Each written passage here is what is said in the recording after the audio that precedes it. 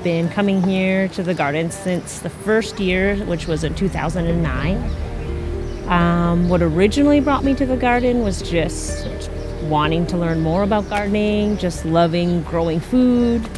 I think what's kept me in the garden is just having this family now of humans that are passionate about the same things and are passionate about the land and what we're doing for Tubi Marise, the organization.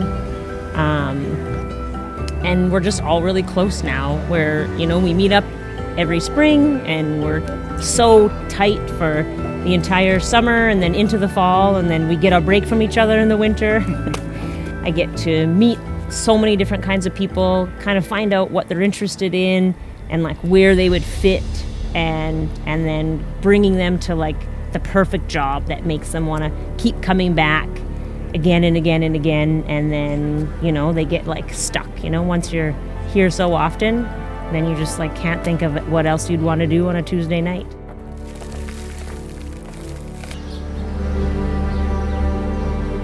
What brought me to the garden was the international connection of the garden to Rwanda. I used to work at the Stollery Children's Hospital, and it came up on our video feed, and then I came and I was a customer to start with. And then when I retired about 7-8 years ago, I decided to volunteer because I had no time. Yeah. You don't have to have anything, but just willing to volunteer and give an hour. What I liked was the flexibility.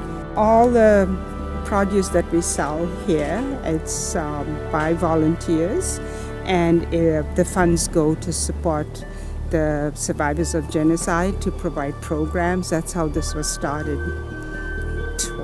13 years ago. Yeah, I really enjoy being around people, and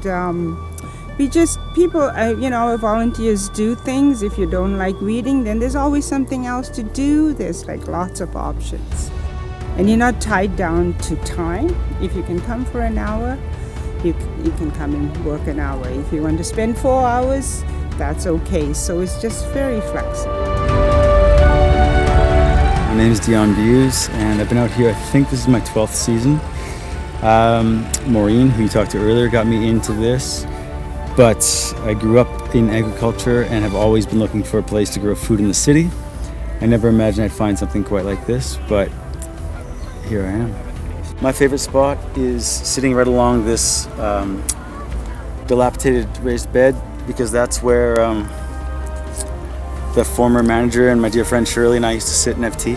Yeah, there's a women's group there called Tubi Marise, and every cent that we raise here goes to them, which is between about $35,000 and $40,000 a year,